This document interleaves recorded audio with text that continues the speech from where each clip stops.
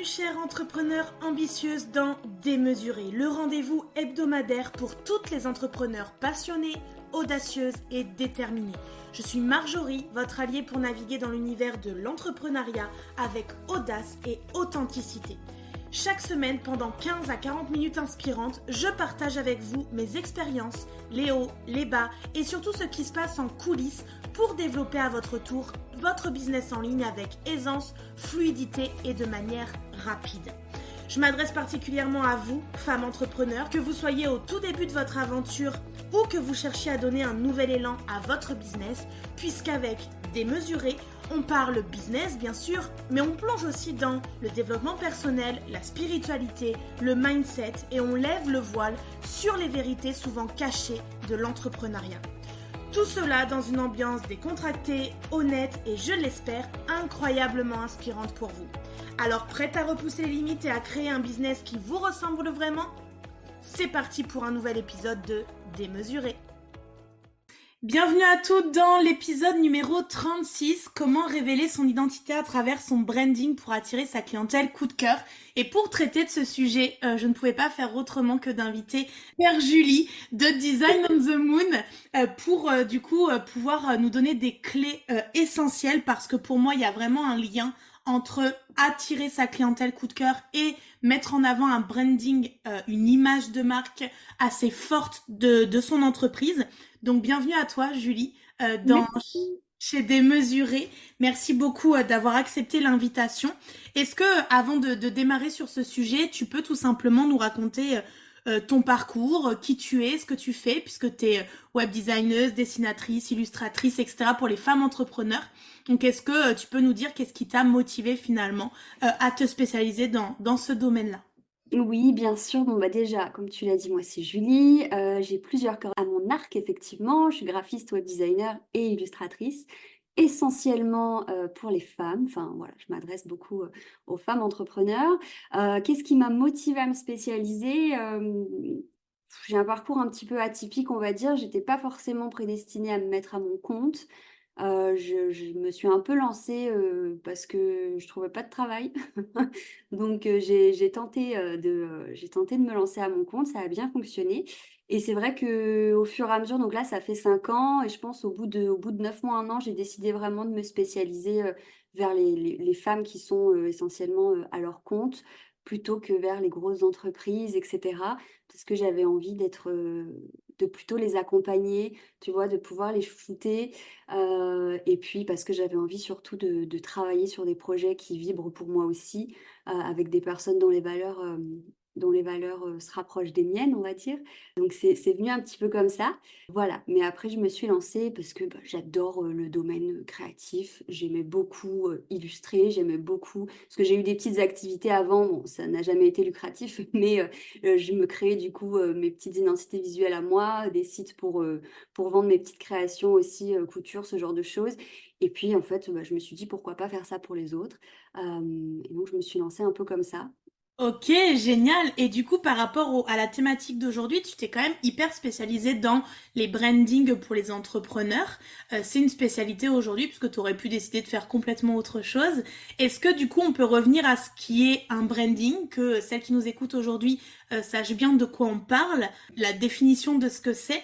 Et du coup, selon toi, pourquoi c'est vraiment crucial pour une entrepreneur d'avoir ce branding, un branding fort, personnalisé, qui est connecté en fait à sa personnalité. Ouais, alors le branding pour moi, ça regroupe, l'identité visuelle.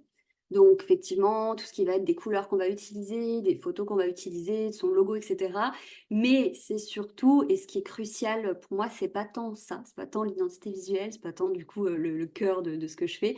C'est vraiment toute la personnalité qu'il y a autour, la personnalité de marque. Donc pour moi, un branding, c'est une personnalité de marque et une identité visuelle. Et la personnalité de marque, je trouve que c'est hyper important parce que c'est une base, on va dire, pour créer l'identité visuelle. Mais c'est ce qui va représenter notre mission, nos valeurs, ce qu'on a envie de transmettre, qui on est en fait au sein de notre entreprise.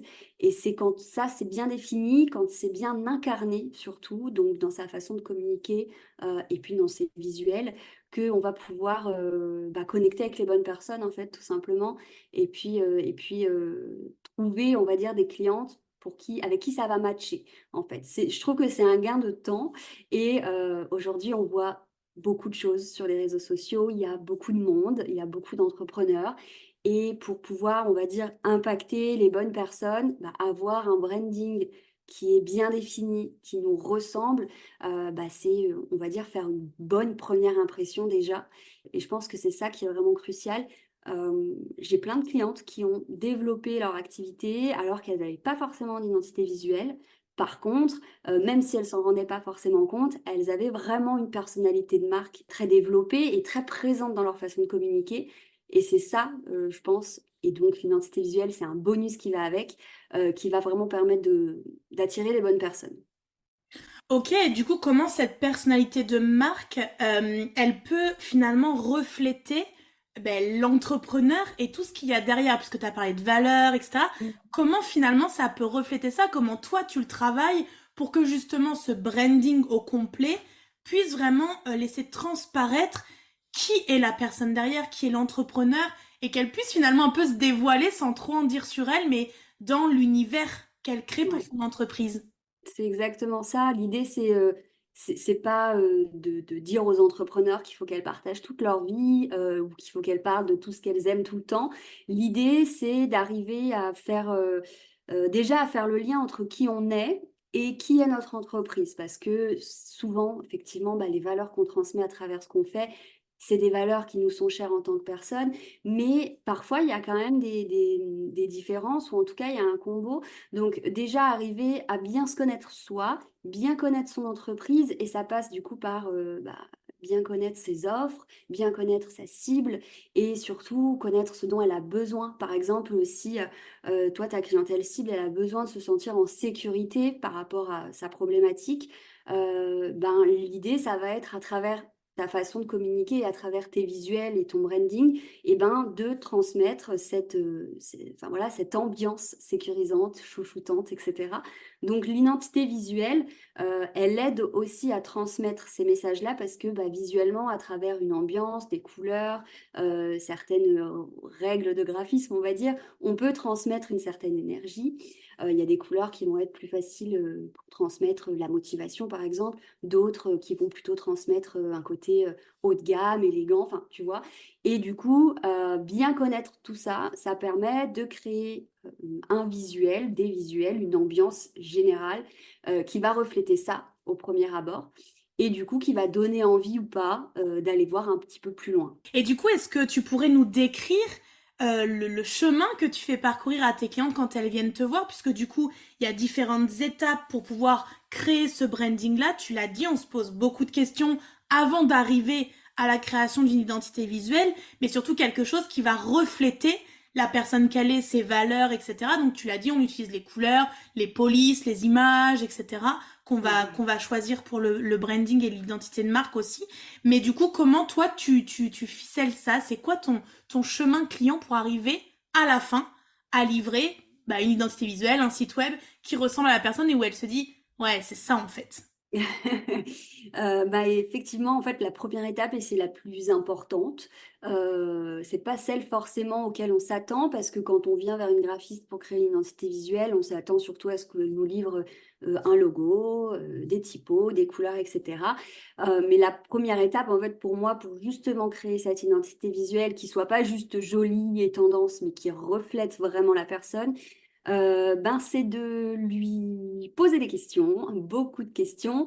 Donc moi, je passe autant par un questionnaire écrit pour qu'elle puisse le faire de leur côté, autant par des échanges ensemble, parce que parfois, quand elles se retrouvent derrière un questionnaire, elles peuvent beaucoup cogiter, chercher les bonnes réponses, alors que souvent, c'est ce qui vient le plus spontanément, qui est le plus intéressant.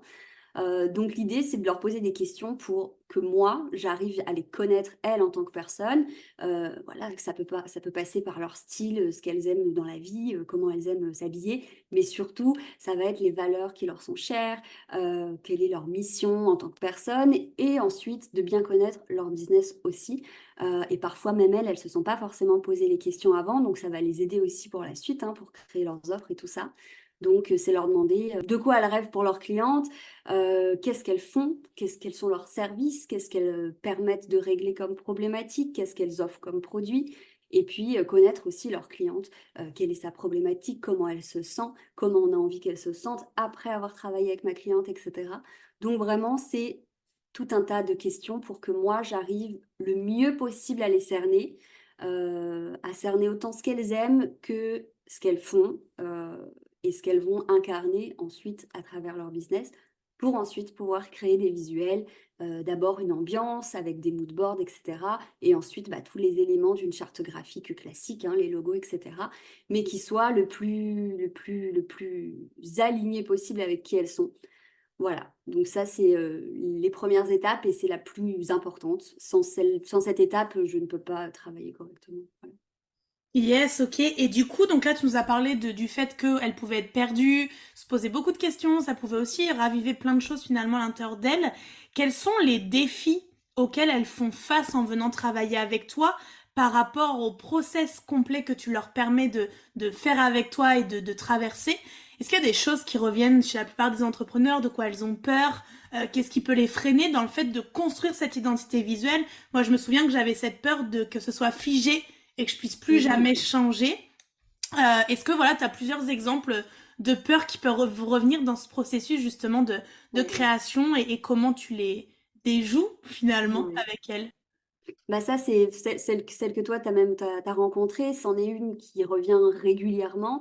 C'est ce truc de se dire, ouais, mais moi j'aime plein de choses, mes goûts changent souvent, et si ce qu'on crée ensemble dans 3 mois, ça me plaît plus, etc. Alors bon, pour l'instant, c'est jamais arrivé qu'une cliente revienne en me disant, bon, ça fait 3 mois et ça me plaît plus, parce que le but, c'est aussi d'arriver à créer quelque chose qui va au-delà des tendances, au-delà de ce qui se fait. Et c'est pour ça qu'on vient créer quelque chose vraiment qui leur ressemble en tant que personne, parce que bon, même si on va évoluer, il y a moins de chances qu'on évolue toutes les 2 semaines. Par contre, moi, c'est ce que je leur dis souvent, c'est normal qu'une identité visuelle évolue. La mienne change aussi régulièrement parce que on change en tant que personne, notre entreprise change aussi. Parfois, on change nos prestations, mais parfois, c'est juste, voilà, on a évolué, on a changé, donc c'est OK aussi. Il ne faut pas se dire qu'une identité visuelle, elle est figée pour 10 ans. S'il y a besoin de la faire évoluer, il faut pas en avoir peur, c'est OK aussi. L'important, c'est pour ça que c'est hyper important de la créer en se connaissant soi-même et en connaissant bien son activité. C'est pas de la créer comme parce que les autres font comme ça, parce qu'on a vu que c'était tendance cette année, etc. Donc ça, c'est une peur qui revient pas mal. Voilà comment je la déjoue, on va dire. Sinon, les autres peurs qui peuvent arriver aussi, enfin, c'est pas forcément des peurs, mais c'est plus des défis. J'ai des clientes qui souvent arrivent avec une idée précise de ce qu'elles veulent parce qu'elles adorent, je sais pas, le rose et le vert. Donc elles se disent, je veux du rose et du vert. Et puis finalement, on se rend compte à travers bah, justement toutes les questions que je leur pose que c'est pas forcément des couleurs qui vont correspondre avec ce qu'elles ont vraiment envie de transmettre. Et dans ce cas-là, ben, finalement, elles arrivent avec une idée, elles repartent avec autre chose qui finalement leur plaît aussi parfaitement et qui en plus est beaucoup plus en accord avec bah, leurs futurs clients. Parce que ça, c'est aussi hyper important. Au-delà de ce qui nous plaît, c'est de créer quelque chose qui va parler à notre client idéal. Et pour ça, il faut parfois un peu s'éloigner de ce qu'on avait imaginé au départ. Voilà. Ouais, c'est intéressant. Est-ce que tu rencontres des défis au niveau du financier, de la peur de ce que ça va leur coûter, justement avec ce truc de dire, bah ouais, mais moi je suis pas capable de faire seule, du coup il va falloir que je délègue tout le temps à Julie, mais en même temps, si en effet tous les 6 mois j'ai envie de changer, moi je me rappelle que mon identité visuelle en fait a changé très vite, hein. Dans la première année, j'ai fait un changement à 360 degrés, puis ensuite, un an après, il y a eu une évolution, on va dire, de l'identité visuelle actuelle, où par rapport à l'utilisation, j'ai vu qu'il y avait des choses qui n'allaient pas, il y avait des choses qui pouvaient me manquer, il y avait des choses qui n'allaient pas ensemble, etc. À force de pouvoir les utiliser dans mes posts, mes carousels, etc. Donc du coup, est-ce qu'il y a des choses au niveau de l'argent, du côté financier, qui peuvent aussi freiner les femmes entrepreneurs à investir dans ce branding, dans cette image de marque, alors que c'est un des piliers de leur visibilité? Oui, bah après, oui, je pense qu'il y en a certaines qui ne me contactent pas d'ailleurs. Alors moi, j'ai fait le choix d'avoir mes prix affichés sur mon site. Donc généralement, quand on me contacte, on sait à quoi on s'engage, on sait combien ça va nous coûter. Euh, ça arrive que effectivement, bah, du coup, lié à cette peur-là de et si j'ai envie de la changer dans 6 mois, on se dit je vais pas pouvoir investir ce montant tous les 6 mois, c'est pas possible. Donc moi, ce que j'essaye de faire, autre le fait d'aménager, de faire en sorte que les financements puissent se faire plus facilement en fonction de chacune, c'est de les guider aussi. En fait, moi derrière, j'ai envie qu'elles soient autonomes avec leur identité visuelle. C'est-à-dire, je veux pas être là dès qu'elles ont un visuel à faire, dès qu'il y a un petit changement à faire, etc. Je veux qu'elles puissent le faire par elles-mêmes, qu'elles se sentent en confiance avec ça. Donc, ce que je fais généralement, c'est que je livre tout ce qu'on crée avec des documents pour les aider à utiliser. Et puis, toujours en leur disant que si elles ont envie de rajouter une couleur, je leur propose d'autres choses aussi pour compléter. Si elles ont envie de faire des modifications dans le fond, bien sûr, par exemple, pas sur les logos. Forcément, sur les logos, bah, c'est moi qui devrais le faire parce qu'il y a des fichiers sources sur des logiciels spéciaux. Mais si elles ont envie d'aménager les visuels qu'on a fait ensemble, le but, c'est qu'elles puissent le faire elles-mêmes pour éviter d'avoir à repasser par moi à chaque fois. Voilà. Mais en soi, mis à part ça, mis à part cette demande d'autonomie et pour la suite, pour l'utilisation, pour de légères évolutions, j'ai encore jamais eu de clientes qui ont voulu tout refaire avec moi après coup, on va dire. Alors refaire leur site, si, refaire toute l'essence même de l'identité visuelle, non. Euh, donc je pourrais pas te dire est-ce que c'est parce que financièrement elles peuvent pas ou est-ce que c'est parce que finalement elles ont réussi à le faire elles-mêmes. Mais en tout cas voilà, l'idée c'est aussi ça, c'est pour ça que c'est bien, même quand on fait son identité visuelle, quand on la fait faire par quelqu'un, d'avoir ensuite des clés pour pouvoir jouer avec et pour pouvoir aussi être indépendante et autonome avec. Ok, donc justement, toi, comment tu fais pour rendre autonomes les personnes? Parce que c'est pas inné d'utiliser des identités visuelles pour justement créer cette visibilité et attirer les bons clients. Bien sûr, moi, ce que j'apprends, c'est avoir le bon message, répondre aux besoins, aux problématiques de sa cible, etc. Mais je sais aussi que souvent, on me dit, ah, mais on reconnaît bien tes visuels, on adore ton feed, on voit que c'est travaillé, qu'il y a quelque chose de pensé et tout. Comment tu guides les personnes pour qu'elles soient autonomes à créer ça? Puisqu'on sait que beaucoup d'entre nous, on utilise Canva pour pouvoir que ce soit facile, ludique et qu'on puisse être créative. Comment toi tu fais la bascule entre des logiciels quand même hyper techniques? J'ai eu utilisé fut un temps Photoshop, InDesign, Illustrator, etc. C'est quand même hyper technique. Comment tu fais toi pour faire ce pont et ce point de bascule entre des logiciels techniques de graphisme et de graphiste vers une utilisation qui doit être dans la simplicité, dans la fluidité, qui doit être simple pour les personnes, ou vraiment ça doit être de l'amusement du jeu que de créer des visuels sur leurs réseaux sociaux. Ouais, bah exactement. En fait, moi, tout ce qui va être logo, illustration, bon, illustration, je les dessine sur ma tablette, logo, je viens les créer sur Illustrator, etc. Mais ensuite, tout ce qui va être visuel pour les réseaux sociaux, même, je sais pas, pour leur workbook, leur ebook, peu importe, et ben, je passe par Canva, en fait, tout simplement. Moi-même, je viens les créer sur Canva. Comme ça, ensuite, elles peuvent les utiliser sans avoir à utiliser des logiciels trop compliqués. Et puis, je leur explique. Ben déjà, généralement, souvent après l'identité visuelle, on fait les réseaux sociaux. Donc, je vais leur créer des modèles qui sont déjà faits pour faciliter les débuts, on va dire, qu'ensuite elles ont juste à modifier avec leur texte, etc. Mais ce que je fais, c'est que je les guide aussi pour leur expliquer ben, si elles sont amenées à créer de nouveaux visuels avec Canva pour autre chose, pour un autre réseau, pour un autre support, ben, comment on utilise bien ces couleurs, qu'est-ce qui est le mieux de faire. Par exemple, rien que leur préciser que quand on a un fond foncé, on va utiliser plutôt des textes clairs, etc. Et voilà, donc j'essaie de les guider avec certains conseils. Et puis, bien sûr, moi, tout ce que je peux faire sur Canva, je le fais sur Canva. Comme ça, bah, je sais que ce sera beaucoup plus facile pour elles de venir l'utiliser derrière et puis de venir modifier, expérimenter, tenter de nouvelles choses, etc. Ouais, génial. Et du coup, par rapport à ce que tu as pu créer ces derniers temps avec tes clientes, est-ce que tu as des exemples concrets où le branding a vraiment servi à la personne de s'exprimer, d'être créative derrière, de pouvoir révéler en fait cette part d'elle? Parce que moi, j'entends beaucoup mes clientes me dire, mais ça, en fait, je suis pas créative, je sais pas faire, c'est pas mon domaine de prédilection, etc. Donc, comment finalement ce travail de branding global au départ a pu aider l'entrepreneur à attirer à elle des potentiels clients et d'avoir des comptes sur les réseaux sociaux qui vibrent fort Mhm. avec elle, avec sa personnalité, avec ouais, ce qu'elle dégage en tant que personne à la base. Ouais, mais j'en aurais plein des exemples. Mais en fait, surtout ce que je vois, parce qu'en soi, je suis pas derrière dans leurs finances, etc. Je sais pas si elles signent beaucoup ou pas.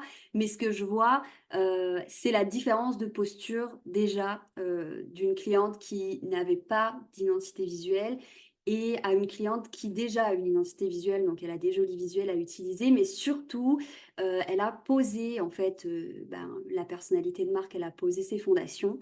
La posture change énormément déjà d'un point de vue, elles savent mieux comment exprimer qui elles sont.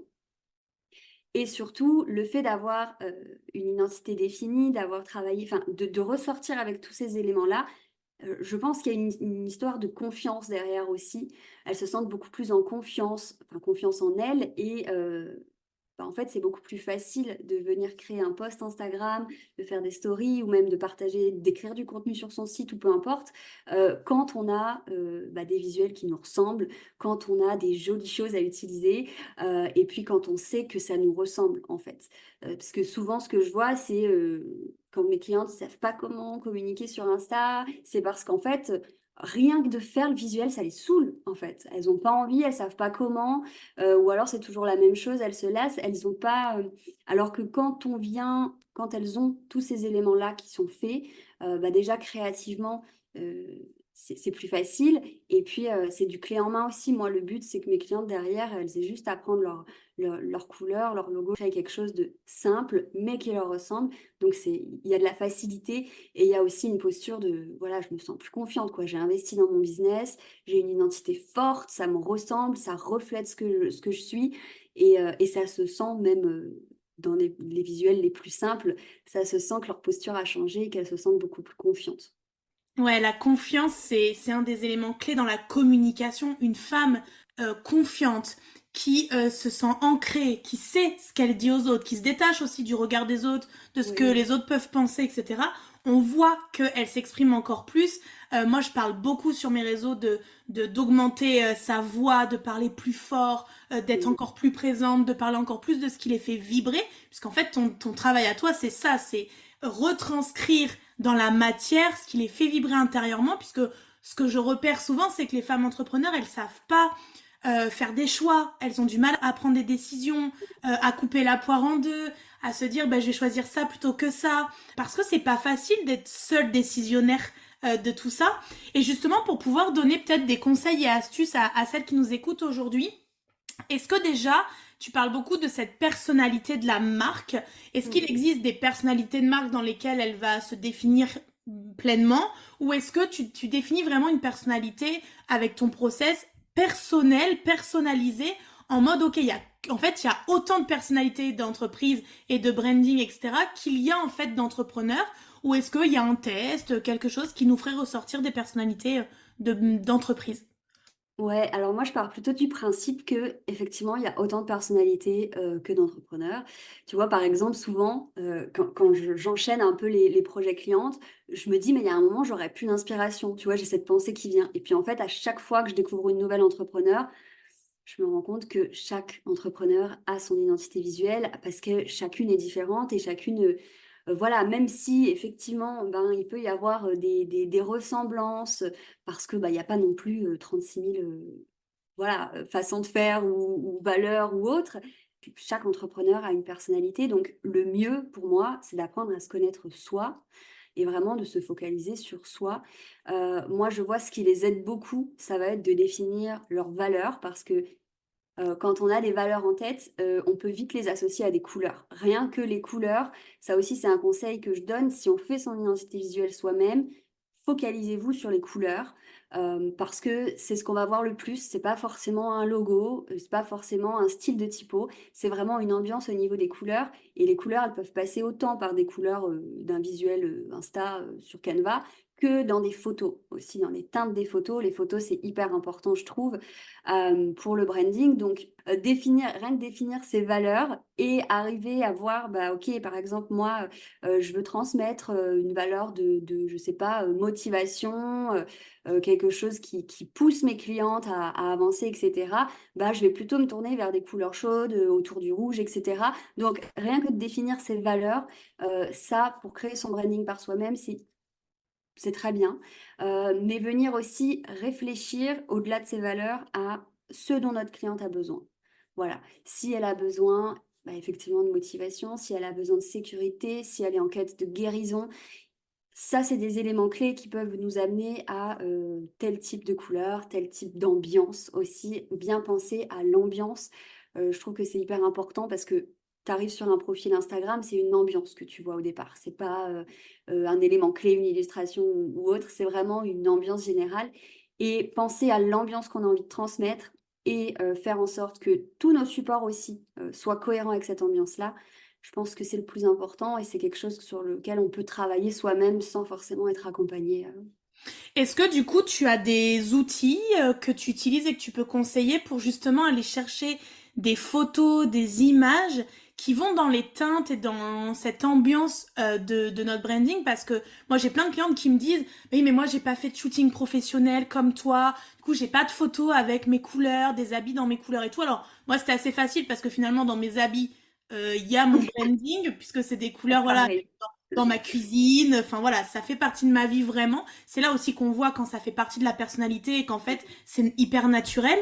J'ai pas acheté mes habits parce que mon business était là-dedans, c'est vraiment parce que c'est des habits, enfin je sais que c'est des couleurs qui me vont bien, où j'avais été conseillée, etc. Donc ça fait partie de mon quotidien. Mais du coup, est-ce qu'il y a des outils où on peut utiliser justement, on dit, bah moi j'ai telle couleur dans mon business, est-ce qu'il y a des photos libres de droit, etc., que je peux utiliser dans mon entreprise ou sur mon feed parce que ne pas avoir des photos de soi professionnelles ne doit pas être un frein pour Non. communiquer. Donc, qu'est-ce que tu conseilles à des personnes qui se poseraient cette question? Bah, franchement, toutes mes clientes se posent cette question parce que, bah, toutes n'ont pas le budget pour faire un shooting professionnel, en tout cas pas tout de suite après avoir travaillé avec moi. Donc déjà, il y a Canva. Canva, on peut chercher les photos et en plus on peut filtrer notre recherche par rapport aux couleurs. Donc ça déjà, c'est un bon point. Après Canva, il y a plein de photos qui sont pas super modernes, mais si on cherche bien, il y a vraiment des pépites. Donc déjà Canva, on peut filtrer par couleur. Et puis il y a aussi, moi j'utilise un site, enfin j'utilise le même depuis des années, c'est Pexel, qui est vraiment super. Il y a plein de photos qui sont incroyables, qui sont libres de droit. Et pareil, on peut aussi filtrer notre recherche par couleur. Donc ça, c'est hyper chouette. Après, voilà, faut pas non plus se limiter. On peut aussi changer, enfin voilà, utiliser des photos où il n'y a pas forcément toutes les couleurs qu'on veut. L'important, c'est de pas trop s'éloigner. Voilà. Parfois, en fait, vraiment, les photos, c'est hyper important, mais en même temps, je veux pas qu'elles se prennent trop la tête non plus, parce que voilà, une photo, si ton identité visuelle, c'est, je sais pas, des bleus ciel avec du rose et que d'un coup, tu mets une photo où il y a un vert très très vif, c'est dommage, ça va casser quelque chose. C'est pas grave, mais c'est dommage. Donc, faut pas hésiter à aller chercher sur ces plateformes-là et aussi à chercher aussi au-delà, par exemple, là, par exemple, dans mon exemple, je vais pas aller chercher que des photos bleues ou que des photos roses. Ça peut aussi être des photos douces, en fait, juste où l'ambiance est dans les mêmes tons, dans les mêmes teintes, tu vois. Ou au contraire, si j'ai une identité visuelle très contrastée, bah, je peux aussi aller chercher des photos qui vont être très contrastées, même si elles sont pas forcément dans mes teintes. C'est sûr qu'avoir des photos de soi, c'est un gros plus, hein, un shooting, c'est top, mais ça peut aussi être sur ces plateformes-là, donc Canva ou Pexel, qui sont vraiment super. Yes.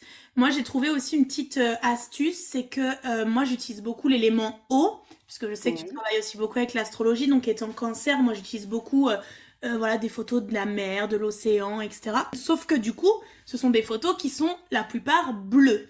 Et les Oui. photos bleues ne font pas du tout partie de mon branding, de ce que je veux apporter. Mais comme tu dis, c'est plutôt l'énergie, en fait, de l'eau derrière, le message que ça va envoyer. Donc l'astuce que j'ai trouvée, c'est que dessus, je mets des filtres dans mes teintes, dans mes couleurs, pour pouvoir après écrire dessus, etc. Et je trouve que ça nous permet aussi d'élargir notre Oui. capacité à utiliser des photos différentes, des images différentes, quand du coup on sait qu'on peut utiliser, moi je sais que dans mes teintes, il y a des beiges très clairs, donc c'est des choses que je vais utiliser facilement pour pouvoir changer la teinte d'une photo qui aurait des couleurs qui est complètement à l'opposé de mes couleurs à moi. Et puis après, il y a des choses que peut-être où je vais faire de la macro, je vais prendre des photos plus zoomées sur des éléments, des choses que j'aime bien. Par exemple, ça peut être des pampas ou un vase, enfin voilà, quelque chose qui est dans mes couleurs. Je vais pas hésiter non plus à venir mettre un fil peut-être plus dans mes oranges, dans mes terracotta un peu plus foncés. Et du coup, pour pouvoir, comme tu le dis, jouer avec le contraste, justement, par rapport à tout ça, ces utilisations au quotidien, est-ce que tu as des conseils au niveau des tendances, ce qui se fait dans le monde actuel du branding, que tu trouves intéressante et plutôt efficace pour des personnes qui aimeraient jouer sur les couleurs, les contrastes, la lumière, mais qui sont pas graphistes, qui connaissent pas des choses extraordinaires en termes de technique vraiment et clés de base. Est-ce que tu as des petites choses efficaces, des petites astuces, en l'occurrence sur Instagram, pour faire ressortir ça? Alors, je vais avoir des conseils. Maintenant, est-ce qu'ils sont tendances? J'en sais rien. Parce que vraiment, les tendances, je les regarde très peu, justement parce que dans les créations que je fais, je veux faire des choses qui soient intemporelles et je veux faire en sorte que ça dure le plus longtemps. Donc, je regarde très très peu les tendances, parce qu'en plus, moi-même, quand je regarde les tendances, après, j'ai envie de changer mon identité visuelle toutes les 2 semaines, donc j'évite. Mais après, oui, rien que ce que tu disais, moi, ce que je fais souvent sur mes visuels, pour apporter, on va dire, de la profondeur et un côté un peu poétique, c'est que souvent dans les arrière-plans, je viens mettre une photo, mais très très en transparence, par exemple à 8-10% sur Canva, on peut gérer ça. Et effectivement, bah, le fond, c'est une de mes couleurs ou une des couleurs impactantes du branding de ma cliente. Rien que de ça, apporter dans la douceur et dans le minimalisme, un peu de transparence sur des photos en arrière-plan, je trouve que ça fait beaucoup. Ça apporte un côté très, très élégant, mais en même temps très léger. Maintenant, le conseil, moi, que je donnerais, pour en tout cas celles qui vont créer tout ça par elles-mêmes, c'est ce que je dis à chaque fois, moins, c'est mieux. Ne pas essayer d'en faire trop. Parce que souvent, surtout quand on sait pas, on a envie de faire beaucoup, d'utiliser des typos très différentes ou très, voilà, très mouvementées, très travaillées, ou même mettre toutes ces couleurs sur un seul visuel, etc. Et ça peut porter préjudice parce que plus on va en avoir, plus ça peut faire brouillon. Donc, vaut mieux faire simple, que ce soit dans notre choix de typographie aussi, prioriser la lisibilité, dans l'utilisation des couleurs aussi, même si on a 5-6 teintes dans notre identité visuelle, on n'est pas obligé d'utiliser les 5-6 teintes sur chacun de nos visuels. Voilà. Et en troisième conseil, je dirais aussi, pas hésiter à contraster. Moi, ce que je trouve intéressant, c'est quand on va faire un visuel un peu plus foncé ou dans nos couleurs un peu plus vives, par exemple, et ensuite on va faire quelque chose de plus doux ou alors contraster avec une photo.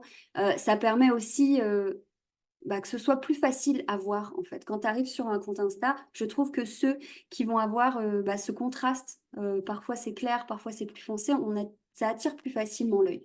Voilà. Mais en soi, ce sont mes conseils à moi. Après, oui, autre conseil aussi, c'est pas hésiter à regarder ce qui se fait, même si pas forcément regarder les tendances, mais regarder ce que font les autres, qu'est-ce qui nous plaît, qu'est-ce qui nous plaît pas, et surtout, voilà, faire des choses qui nous plaisent à nous, et essayer de regarder un peu dans l'ensemble de ce qu'on fait, que ça reste harmonieux, et c'est pour ça que moins c'est mieux aussi, parce que quand on en fait trop sur chacun de nos visuels, après ça peut vite faire mal à la tête. Ouais, c'est ça fait beaucoup d'infos à analyser, à absorber. Voilà. Et donc, du coup, la personne en face peut se trouver un petit peu perdue. Justement, je pense que une des problématiques de beaucoup d'entrepreneurs aujourd'hui, c'est de trouver les clients et de trouver les bons clients qui lui correspondent. Est-ce que tu as un message, un conseil à faire passer aux personnes et qui aimeraient justement révéler leur identité à travers leur branding en 2024, mais du coup en ayant ce focus client alors que on part de soi, on part de son entreprise, de son énergie, mais du coup ça demande d'aller chercher la notion client aussi dans ce triptyque. Moi je dis il y a nous, notre entreprise avec notre expertise, et puis notre client, et puis ça doit en fait naviguer entre ces trois-là. Et en fait, ce que je vois, c'est que beaucoup de femmes, par exemple, créent des sites internet en se racontant elles, en racontant leur vie, etc., sans se soucier de leurs clients. Alors que je dis souvent, mais en fait, une page à propos, elle parle de votre client avant tout, elle parle pas de vous. Et du coup, c'est souvent difficile de faire ce lien-là, je trouve, pour les clientes. Est-ce que du coup, tu as des pistes de réflexion, des questions à se poser ou des choses à mettre en place pour vraiment créer cette connexion humaine avec le client idéal? Ouais, bah, je suis totalement d'accord avec tout ce que tu viens de dire. L'idée, c'est d'arriver à parler de soi, de ce qu'on fait, mais en connectant avec les autres. C'est pas le plus simple, mais c'est ça qui, enfin, moi personnellement, je le vois. C'est pas forcément, alors je le fais souvent parce qu'il faut parler de ses offres souvent, bien entendu, mais c'est pas quand je vais dire je propose la création de sites clés en main pour faire ci, ça, que je vais le plus connecter ou avoir des échanges avec des personnes intéressées, c'est vraiment quand je vais venir leur parler de pourquoi je fais ce que je fais, de l'histoire aussi de mes clientes, de pourquoi elles sont venues vers moi, de quelles problématiques ça a réglé. Souvent, notre client cible nous ressemble énormément, pas toujours, c'est vrai, mais moi personnellement, je me connecte beaucoup à ma cliente idéale parce que, enfin, la plupart de mes clientes, au moment où on travaille ensemble, c'est une époque où moi-même j'ai été, où vraiment je lançais ce que je faisais. Donc, il y a plein de points sur lesquels on se rapproche et c'est quand je vais vraiment aborder ces points-là que je vais le plus connecter avec mon audience aussi sur les réseaux, sur les réseaux sociaux, par exemple, ou à travers le podcast. C'est quand je vais parler, ben voilà, de pourquoi je fais ce que je fais, comment je le fais, qu'est-ce que j'ai envie de transmettre, et surtout d'appuyer, bah, comme tu le dis bien, sur les problématiques de ma cliente et surtout sur les solutions que je peux lui apporter. Voilà, le but, c'est d'arriver à c'est dur, hein, mais c'est d'arriver à parler de soi et à parler de sa cliente idéal en parlant de ses offres. Donc, c'est pas le plus simple. Mais moi, en tout cas, c'est quand je partage aussi ma vulnérabilité, hein, quand je partage des newsletters ou des podcasts où je parle de ce que je traverse, de des mauvaises passes, etc., que je connecte. Et c'est comme ça qu'on apprend à me connaître. Et souvent, on vient travailler avec moi, pas forcément parce que je suis une graphiste, mais parce que je suis moi et qu'on a des histoires aussi qui se rapprochent. Donc, parler de son histoire et parler de l'histoire de ses clientes aussi, bien sûr. Euh, une fois qu'on a eu ses premières clientes, partager leur histoire, pourquoi on les a aidées. C'est comme ça aussi qu'on peut connecter, je pense. Yes. Et est-ce que tu penses, dernière question, qu'il y a un vrai lien entre un branding, une image de marque et les émotions, puisque là, ce que tu nous partages, c'est Hmm. connecter avec les émotions, c'est venir créer du lien. Moi, je ne fais que dire ça à mes clientes, c'est venir travailler ce côté humanisant Ouais, de ouais. la base des réseaux sociaux. En fait, dans réseaux sociaux, il y a sociaux. Donc, c'est comment je garde du lien, comment je crée du lien. Est-ce que tu penses qu'une identité visuelle, elle doit être là aussi pour contribuer à cet échange émotionnel entre nous et nos clients idéaux? Complètement. Et c'est aussi pour ça que quand j'ai des clientes, je leur demande dans le questionnaire de base, je leur demande comment ta cliente idéale, elle se sent actuellement et comment tu as envie qu'elle se sente après avoir travaillé avec toi. Parce que c'est ces émotions-là aussi qu'on va essayer de transmettre dans l'identité visuelle. Moi, si ma cliente idéale, elle a besoin de, je sais pas, elle se sent perdue, elle a besoin d'être guidée, etc., bah, à travers mon identité visuelle, je vais essayer de lui offrir de la structure, de la simplicité.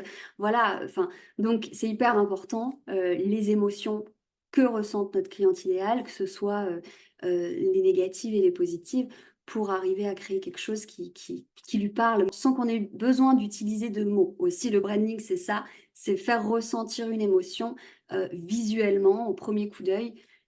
Après, ça fait pas tout, mais c'est un bon point de départ, ouais. Ouais, génial. Et du coup, Julie, après tous ces fabuleux conseils, où est-ce qu'on peut te retrouver? Comment on peut te contacter? Comment on peut travailler avec toi? Qu'est-ce que tu proposes pour du coup amener les personnes qui ne veulent pas ou ne peuvent pas faire ce travail-là en solo, en autonomie? Comment ils peuvent le faire avec une aussi belle âme que toi? Alors bon, on peut me retrouver sur Instagram déjà, voilà, si vous voulez échanger, c'est là-bas que voilà, que je serai dispo pour ça. Donc design.onthemoon. J'ai un podcast aussi, Business Intuitif, sur toutes les plateformes. Et puis après, pour travailler avec moi, bah, je propose des offres d'accompagnement sur mesure, comme on vient d'en parler. J'ai également beaucoup de contenu gratuit pour celles qui ont besoin aussi de tester, de faire les choses un peu par elles-mêmes, qui aident énormément. Et puis, je propose aussi des templates. Donc ça, c'est plutôt pour la partie site internet. Tout sur Design on the Moon, Instagram et puis .com pour le site web. Voilà. Yes! Et ben moi, c'est comme ça que je t'ai trouvé à la base sur les réseaux, c'est parce que je cherchais des templates de sites tout prêts à personnaliser parce que j'avais pas le temps. Et pourtant, je travaillais avec plein d'outils et tout ça, mais j'avais pas le temps. Et puis j'étais un peu en perte de créativité à ce moment-là. J'avais pas Mhm. encore trouvé le truc qui m'allait complètement. Et donc du coup, je t'ai trouvé sur les réseaux parce que tu mêlais beaucoup astrologie et visuel. Ouais. Du coup, c'était quelque chose qui me parlait beaucoup.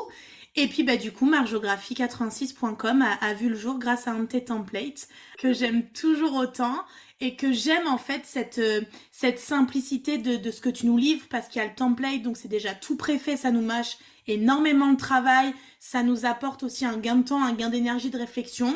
Ça nous amène, je trouve, le côté créatif. On pourrait avoir peur de l'inverse où c'est déjà tout Oui. prêt, je vais pas pouvoir être créative, mais en fait si, parce que ça nous donne des idées, de moduler les choses à notre manière, etc. Et puis du coup, cette simplicité avec les tutos que tu nous offres dans ta formation et tout, qui nous permettent vraiment d'être autonomes. Et en même temps, si on a des questions ou quoi, on t'est toujours dispo et on peut venir te voir. Mais je trouve que ça, c'est le bon compromis entre Oui. faire un site complètement seul, où la plupart des gens te diront c'est hyper drainant énergétiquement, ça m'a pris beaucoup de temps, toute la calibration aussi technique derrière pour le nom de domaine, etc. C'est hyper complexe pour des personnes qui n'y connaissent rien à la base. Et ce côté, je suis fière quand même d'avoir fait mon site web, d'avoir créé des choses, d'avoir mis en ligne des choses. Et même quand ma famille me dit je suis tombée sur ton site, il est trop chouette, et j'aime bien dire c'est un travail à deux en fait. Julie a créé la base. Je sais que d'autres personnes ont cette même base que moi, et pourtant on a des Ouais. sites tellement différents. Ouais, tu vois, t'en parles super bien, t'en parles mieux que moi de mon offre. C'est toujours ça, nos clientes après C'est parlent ça. beaucoup mieux de nos offres que nous parce qu'elles traversent ça et elles ont vécu la transformation Ouais. finalement, ce que ça leur a apporté, ce que ça a changé dans leur quotidien. Merci Julie d'avoir partagé tout ça. Merci vraiment d'être qui tu es. Allez la rejoindre sur Instagram parce que vous trouverez des pépites et vous trouverez une belle âme avec des jolis partages. Et je trouve que tu es assez forte dans le fait de partager avec authenticité, vulnérabilité, aussi les coulisses de ce qu'est l'entrepreneuriat. Et il faut pas oublier que quand on est des créatifs comme nous, ça demande beaucoup de temps, beaucoup d'énergie. Ça demande aussi d'être dans l'équilibre de l'ancrage, de la connexion à soi, de la connaissance de soi, d'aller puiser aussi dans notre repos et notre détachement avec notre travail pour revenir avec des nouvelles idées créatives. Et ça, c'est pas toujours évident. Merci donc d'être venu ici chez Démesuré. Et puis, je vous invite à tout aller sur Design on the Moon pour suivre les aventures de Julie. Et puis, pourquoi pas, faire de Julie votre partenaire pour votre identité visuelle et votre branding. Merci Julie, belle journée à toi. Merci à toi, à bientôt. Merci d'avoir écouté cet épisode. Si cet épisode vous a plu, n'hésitez pas à le partager autour de vous et laissez-moi un commentaire et 5 étoiles. Ça me motivera à vous préparer plein d'autres épisodes inspirants. Et d'ailleurs, on se dit à la semaine prochaine pour le prochain épisode.